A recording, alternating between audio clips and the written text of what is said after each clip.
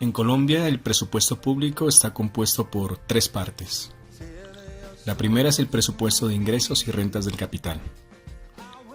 La segunda es el presupuesto de gastos o ley de apropiaciones. Y la tercera son disposiciones generales.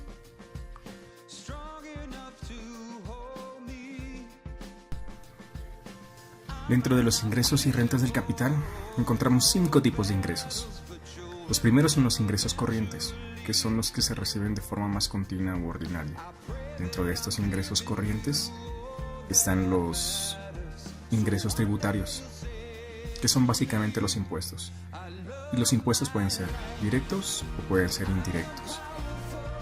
También parte de los ingresos corrientes son los ingresos no tributarios, que son los que recibe el Estado en contraprestación a algún servicio que preste.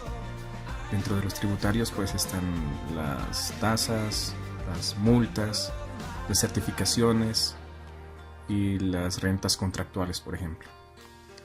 Y por último, dentro de los ingresos corrientes están las transferencias. Las transferencias son los dineros que se reciben del Sistema General de Participaciones, como lo mirábamos en clases.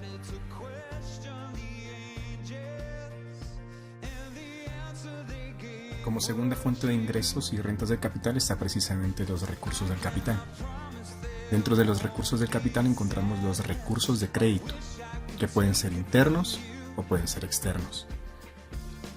Segunda fuente de ingresos de recursos de capital serían las regalías, que como lo mirábamos en clases, son los ingresos que tiene el Estado por la explotación de un recurso natural no renovable y distribuye a los entes territoriales. Otra parte del recurso de capital son los recursos de balance. Los recursos de balance son prácticamente los reajustes que hace el Estado cuando al finalizar un año fiscal se obtiene un superávit o hay una reserva de dinero. Y como último, dentro del recurso capital encontramos pues otras fuentes de ingreso como pueden ser los rendimientos financieros o el diferencial cambiario o los excedentes financieros.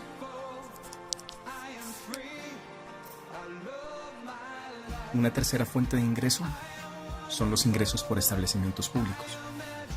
Como su nombre lo dice, son los dineros que recibe el Estado a través de las instituciones y de las empresas que son manejadas por ellos. Por ejemplo, en Nariño, Empopasto es una empresa manejada por el Estado, por nuestro ente territorial. Y los ingresos que se reciben de esta empresa pues son manejados y distribuidos de alguna forma por el gobierno.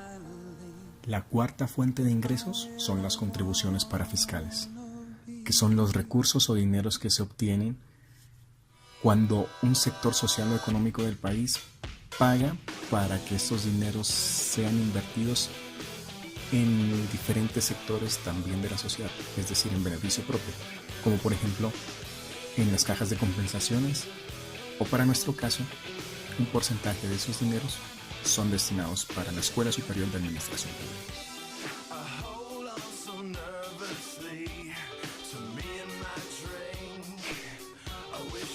Y por último, la quinta fuente de ingresos son los ingresos por fondos especiales, que por tener una destinación diferente y especial, también tienen un tratamiento especial. Ahora, en lo referente al presupuesto de gastos de aplicaciones, tenemos una estructura algo diferente. Dentro de esta estructura miramos que parte de los gastos se van a ir a funcionamiento, otra parte a inversión, otra parte al servicio de la deuda, y una cuarta parte se irá a los órganos de control.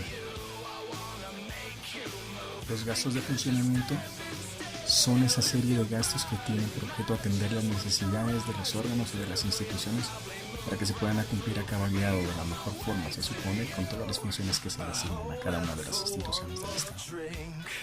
Han existido varios problemas a lo largo de la historia y por eso pues la legislación colombiana tuvo que tomar cartas en el asunto para que no se desborden y se les encuentre un límite a la forma en que se gastaban los recursos de funcionamiento en las entidades territoriales. Para esto se creó la Ley 617 en el año 2000, que de alguna forma limita cuáles son los gastos y la forma en que se deben ejecutar estos gastos dentro de las entidades territoriales. Para esto, entonces, los gastos de funcionamiento dentro de las entidades territoriales se manejan en dos categorías. La primera categoría son los ingresos corrientes del libre destinación. Y la segunda categoría tiene que ver con los recursos que se le asignan para la población. Dentro de la estructura de gastos encontramos también los gastos de inversión, que son aquellos dineros que son susceptibles a causar alguna clase de rédito y que de alguna forma son económicamente productivos.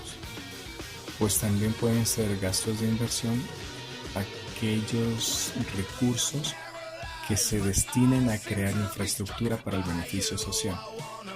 Pues de esta forma no encontramos ningún beneficio económico, sino que el beneficio va a ser social. Pero de igual forma es una inversión que hace el Estado para el bienestar de la sociedad.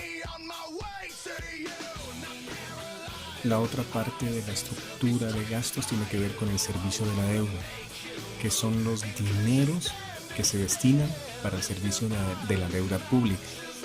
Esa deuda que existe interna y externamente, con la que se busca atender el cumplimiento de las obligaciones correspondientes al pago de capitales o de intereses o de comisiones imprevistos, con algunas entidades nacionales o con algunas entidades internacionales.